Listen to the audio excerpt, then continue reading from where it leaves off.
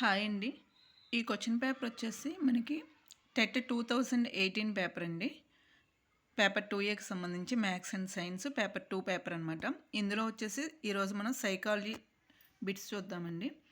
Okay, first bit వచ్చేసేసి శిశు వికాసం పెడగాజీలో ఫస్ట్ బిట్ వచ్చేసేసి వ్యక్తి అనువంశిక లక్షణాంశాల్లో సహజంగా సంభవించే పరిమాణాత్మక గుణాత్మక మార్పులను సూచించే అంశం. మనకు ఆప్షన్స్ వచ్చేసి పెరుగుదల, అంతర్గత సామర్థ్యం, అభ్యసనం, పరిపక్వత ఇచ్చారండి.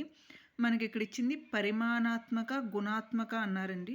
గణాత్మక అంటే పెరుగుదల వస్తుంది, గుణాత్మక అన్నారు కాబట్టి మనకు ఆన్సర్ వచ్చేసి ఏమవుతుంది అంటే పరిపక్వత అవుతుంది. సెకండ్ క్వశ్చన్ వచ్చేసి చామ్స్కీ సిద్ధాంతం యొక్క ముఖ్య అంశం. చామ్స్కీ వచ్చేసి భాషా వికాసానికి సంబంధించిన వాళ్ళు కదండి. ఆయన సిద్ధాంతం యొక్క ముఖ్య అంశం అంట. మనకు ఆప్షన్స్ వచ్చేసి భాషా వికాసం మేధో వికాసంపై ఆధారపడి ఉంటుంది. పిల్లల అంతర్గత సార్వత్రిక వ్యాకరణాన్ని కలిగి ఉంటారు. భాషా వికాసం పిల్లలు పొందే పునర్బలనాల మీద ఆధారపడి ఉంటుంది. ఫోర్త్ ఆప్షన్ వచ్చేసి పిల్లలు తల్లిదండ్రులను ఇతరులను పరిశీలించడం ద్వారా భాషను పొందుతారు అని ఇచ్చారు. చూడండి, ఫోర్త్ ఆప్షన్ ఏమో అనుకరణకు సంబంధించింది. ఈ చామ్స్కీ చెప్పారు కదా, అనుకరణ ద్వారా భాష రాదు అని చెప్పారు. థర్డ్ ఆప్షన్ వచ్చేసేమో పునర్బలన అంటే బహుమతులు ఇవ్వటం వల్ల, అది కూడా ఆన్సర్ కాదండి. మనకు వచ్చేసి ఆన్సర్ సెకండ్, పిల్లల అంతర్గత సార్వత్రిక వ్యాకరణాన్ని కలిగి ఉంటారు అనేది ఆన్సర్ అవుతుంది. నెక్స్ట్ థర్డ్ క్వశ్చన్, రవి తన బాల్యంలో నేర్చుకున్న ఎక్కాలను పద్యాలను ఇప్పటికీ కూడా తప్పులు లేకుండా చెప్పగలుగుతాడు. అతని యొక్క స్మృతి అంటే ఎప్పుడో నేర్చుకున్నది, చిన్నప్పుడు నేర్చుకుంది ఇప్పటికీ చెప్తున్నామంటే అది అంతే దీర్ఘకాలంగా ఉంటుంది కాబట్టి ఏ స్మృతి అవుతుంది అంటే దీర్ఘకాలిక స్మృతి అవుతుంది. ఆన్సర్ వచ్చేసి దీర్ఘకాలిక స్మృతి. నెక్స్ట్, ఒక పిల్లవాడు తరగతి గదిలో తాను చూపుతున్న ప్రదర్శనకు వారానికి ఒకసారి 2 చాక్లెట్లు పొందటంలో పునర్బలన నియమం ఏంటంటే వారానికి అంటే వారం అనేది స్థిరంగా ఉంది. నెక్స్ట్ ఒకసారే కదా, కాలం అనేది కూడా ఉంది కాబట్టి ఏదవుతుందండి స్థిరకాల వ్యవధి పునర్బలనం అవుతుందన్నమాట. వారానికి ఒకసారి 2 చాక్లెట్లు పొందటం అనేది ఏ పునర్బలన నియమం అంటే ఆన్సర్ వచ్చేసి స్థిరకాల వ్యవధి పునర్బలన నియమం. నెక్స్ట్, అభ్యాసనానికి సంబంధించిన అసత్య ప్రవచనం. అభ్యాసనం అనేది సంబంధించి అసత్య ప్రవచనం అంటండి. ఇక్కడ మనం ఆప్షన్స్ చూసుకుంటే అభ్యాసనం ప్రవర్తన మార్పులకు దారితీస్తుంది. అంతే కదండి, మనం ఏదైనా అభ్యాసనం ద్వారా నేర్చుకున్నామంటే దానివల్ల మనం ఎంతో కొంత ప్రవర్తన అనేది మార్చుకోవడం జరుగుతుంది. నెక్స్ట్ సెకండ్ ఆప్షన్ వచ్చేసి అభ్యాసనం ఉద్దేశపూర్వకమైనది మరియు లక్ష్య ఆధారితమైంది. అంతే కదండి, మనకి ఏదో ఒక లక్ష్యాన్ని నేర్చుకొని దానికి సంబంధించిన అభ్యాసాన్ని నేర్చుకోవడం జరుగుతుంది కాబట్టి లక్ష్యం అనేది ఆధారితం అవుతుంది. నెక్స్ట్ థర్డ్ వచ్చేసి అభ్యాసనం పుట్టుకతో ప్రారంభమై మరణించే వరకు కొనసాగుతుంది. అంతే కదా, మనం ఏ వయసుకు వచ్చినా కానీ ఏదో ఒక కొత్త విషయాన్ని ఎప్పుడు అభ్యసిస్తూనే ఉంటాం కదా. నెక్స్ట్ ఫోర్త్ వన్ వచ్చేసి అభ్యసనం ద్వారా వచ్చే ప్రవర్తన మార్పులు తాత్కాలికమైనవి కాదు కదండి. ఇది వచ్చేసి మనకి రాంగ్. మనం ఏదైనా అభ్యాసనం ద్వారా నేర్చుకున్నామంటే అది తాత్కాలికంగా మర్చిపోం కదా, అదనేది రాంగ్ ఆన్సర్ అన్నమాట. కాబట్టి మనకు ఆన్సర్ వచ్చేసి ఫోర్త్ వన్.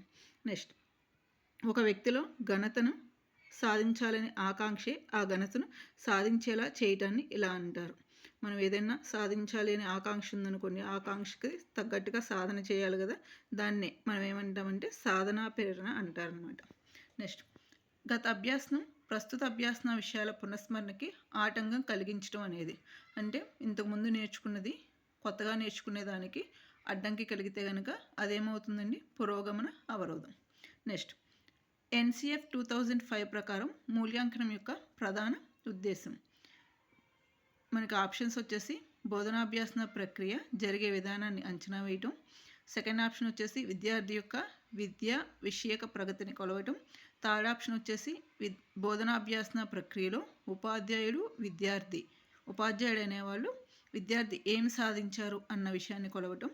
ఫోర్త్ వచ్చేసి పాఠశాలలో జరిగే సహపాఠ్య కార్యక్రమాల తీరును అంచనా వేయడం. మనకు ఆన్సర్ వచ్చేసి థర్డ్ వన్ అండి. బోధనాభ్యాసన ప్రక్రియలో ఉపాధ్యాయుడు విద్యార్థి ఏం సాధించారనే విషయాన్ని కొలవటం అనేది మనకి ఎన్సిఎఫ్ 2005 ప్రకారం మూల్యాంకనం యొక్క ప్రధాన ఉద్దేశం. మూల్యాంకనం చేస్తున్నామంటే విద్యార్థి ఏం నేర్చుకున్నాడు అనేదే కదండి మనం ఐడెంటిఫై చేసేది, కాబట్టి అది వచ్చేసి మనకి ముఖ్య ఉద్దేశం అన్నమాట. నెక్స్ట్ 9th క్వశ్చన్ వచ్చేసి ఉపాధ్యాయుడు 10వ తరగతి ఉత్తీర్ణులైన విద్యార్థులకి వారి అభిరుచులకు సామర్థ్యాలకు అనుగుణంగా ఏ కోర్సులు అందుబాటులో ఉన్నాయో తెలియచేయటం అనేది. అంటే 10th క్లాస్ అయిపోయిన తర్వాత ఇంటర్మీడియట్లో నెక్స్ట్ ఏ కోర్సులు ఉన్నాయో చెప్తున్నాం అంటే మనం విద్యకి సంబంధించి చెప్తున్నాం కాబట్టి ఆ మార్గదర్శకత్వం ఏమవుతుందండి విద్యాపరమైన మార్గదర్శకత్వం. నెక్స్ట్ ప్రజ్ఞలో వైయక్తిక భేదాలు ఏర్పడటానికి గల కారణం ఏంటండి? పరిసరాలు కారకాలు అవుతాయి, అనువంశ కారకాలు అవుతాయి. కాబట్టి రెండు, అనువంశిక మరియు పరిసర కారకాలు. మనకు ఆన్సర్ వచ్చేసి అనువంశిక మరియు పరిసర కారకాలు. నెక్స్ట్, అభ్యాసాన్ని ప్రభావితం చేసే మానసిక అంశం అంట. మనకి లింగభేదం కాదండి అభ్యాసాన్ని ప్రభావితం చేయదు, పరిణితి కాదు, శారీరక ఆరోగ్యం కాదు. మనకి అభ్యాసాన్ని ప్రభావితం చేయాలి అంటే మనకు నేర్చుకోవాలన్న ఆకాంక్ష స్థాయిని బట్టే కదా. ఒకరికి ఒకలా ఉంటుంది, ఒకరికి ఒకలా ఉంటుంది. ఎవరికి ఎక్కువ ఆకాంక్ష స్థాయి ఉంటే వాళ్ళు ఎక్కువగా నేర్చుకోగలుగుతారు. నెక్స్ట్ అండి, కింది వాళ్ళను సరికాని జతను గుర్తించండి. బ్రూనర్ వచ్చేసి బోధనా సిద్ధాంతం కరెక్టేనండి. మనకి కార్ల రోజర్స్ వచ్చేసి అనుభవపూర్వక అభ్యాసం, మాస్లో అవసరాల అనుక్రమణిక అండి. మనకి కానిది ఏంటి అంటే వైగోట్స్కి పరికరాత్మక అభ్యాసం అనమాట. ఇది మనకి రాంగ్ ఆన్సర్ అనమాట. నెక్స్ట్ 13th క్వశ్చన్, పిల్లల ఆలోచనలకు భావాలకు ప్రాధాన్యతనిస్తూ వారిలో ప్రేరణ కలిగిస్తూ తనతో సమానంగా పాఠశాల కార్యక్రమాల్లో పాల్గొనేలా చేస్తే ఉపాధ్యాయుని నాయకత్వ శైలి. అంటే అక్కడే కనిపిస్తుంది తనతో సమానంగా అంటే సహభాగి నాయకత్వం. మనకు ఆన్సర్ వచ్చేసి సహభాగి నాయకత్వం. నెక్స్ట్ 14th అండి, కళాశాలకు వచ్చిన తర్వాత ఇంట్లో గ్యాస్ స్టవ్ సరిగ్గా ఆర్పేసానా లేదా, ఇంటికి తాళం సరిగ్గా వేసానా లేదా అని పదే పదే ఆలోచనలు చేసే వ్యక్తి మానసిక రుగ్మత. ఏంటి అంటే దీనికి ఆన్సర్ అనియంత్రిత నిర్బంధక నాడీ రుగ్మత. నెక్స్ట్ 15th వచ్చండి, సురేష్ చదవమన్నప్పుడు సరిగ్గా చదవలేడు, ఇతరులు చదివింది కూడా అర్థం చేసుకోలేడు. ఇతనికి ఉన్న అభ్యసన వైకల్యం వచ్చేసి డిస్లెక్సియా ఆన్సర్. నెక్స్ట్, క్రింది వానిలో మానసిక చలనాత్మక రంగానికి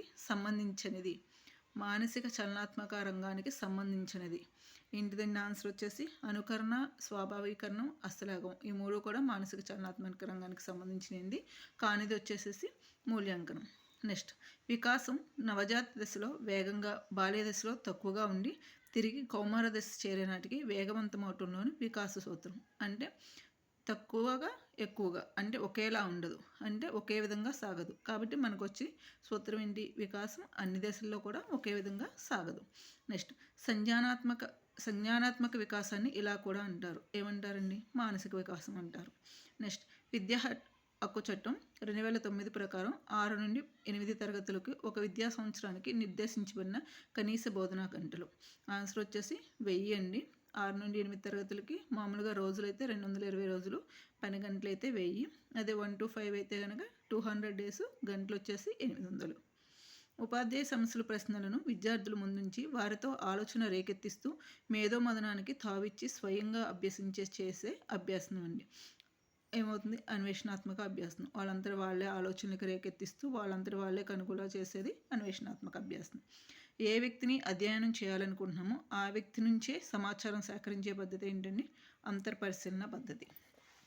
నెక్స్ట్, ఎల్ఎం టర్మ్ ప్రకారం ప్రజ్ఞ అంటే అమూర్త ఆలోచన సామర్థ్యమే. డెఫినేషన్ ఏంటి? అమూర్త ఆలోచన సామర్థ్యాన్ని ప్రజ్ఞ అన్నది ఎవరు?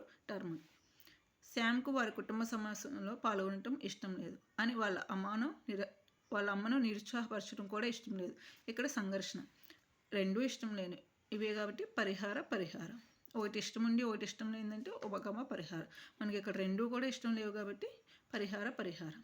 వ్యక్తి మూర్తిమత్వాన్ని ప్రభావితం చేసే శరీర నిర్మాణ లక్షణం వచ్చేసి రక్తపీండం అండి. మూర్తిమత్వాన్ని ప్రభావితం చేసేది రక్తపీండం. నెక్స్ట్, కోల్బర్గ్ ప్రకారం సంప్రదాయ నైతిక స్థాయికి చెందిన పిల్లవాని నైతిక ప్రవర్తనకి కారణం. ఆన్సర్ వచ్చేసి కారణం ఏంటనేది సాంప్రదాయ నైతిక స్థాయి అడిగండి. ఇక్కడ ఫస్ట్ ఆప్షన్ తల్లిదండ్రుల నుండి శిక్షణ తప్పించుకోవడం అనేది ఫస్ట్ ఆప్షన్ ఇచ్చండి. ఇది పూర్వ సాంప్రదాయ స్థాయికి సంబంధించింది. ఇతరుల ఆమోదం మరియు బహుమతులు కూడా పూర్వ సాంప్రదాయ స్థాయికే. మనం అడిగింది సాంప్రదాయ నైతిక స్థాయికి కాబట్టి ఆన్సర్ వచ్చేసి ఇతరుల ఆమోదం కోసం మరియు తిరస్కరణ తప్పించుకోవడం కోసం.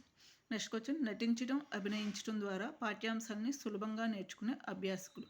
శారీరక స్పర్శాత్మక అభ్యాసం. నెక్స్ట్, పియూజీ ప్రకారం స్కిమాటాలో మార్పులు రావడానికి కారణం ఏంటండి? ఆన్సర్ సాంశీకరణం, అనుగుణ్యం, సమతుల్యత, అనుకూలత మరియు వ్యవస్థీకరణ. ఆన్సర్ వచ్చేసి అనుకూలత మరియు వ్యవస్థీకరణ. నెక్స్ట్, లత యొక్క సంగీత జ్ఞానం ఆమె కారు నడపడానికి ఉపయోగపడకపోవటంలో అభ్యాసన బదలాయింపు. అంటే ఏమీ ఉపయోగపడ శూన్యం అనమాట. కాబట్టి శూన్య బదలాయింపు. నెక్స్ట్ క్వశ్చన్ వచ్చేసి వ్యక్తి వికాసంపై ప్రభావం చూపే భౌతిక కారకం. వికాసంపై చూపే భౌతిక కారకం అంటే బంధువులు, మీడియా, మతాచారాలు ఇవేవి కావండి. అతడు పెరిగే వాతావరణం. నెక్స్ట్ పిల్లవాడు తనకు తానుగా పని చేయగలిగే వరకు తల్లిదండ్రులు తాత్కాలికంగా సహకారం అందచేయటం అనేది ఏంటండి స్కఫోల్డింగ్. ఇది వచ్చేసి స్కఫోల్డింగ్ అనమాట ఆన్సర్. ఈ పేపర్ వచ్చేసి మనకి 2018 పేపర్లో సైకాలజీకి సంబంధించిన 30 బిట్స్ అండి. ఓకే.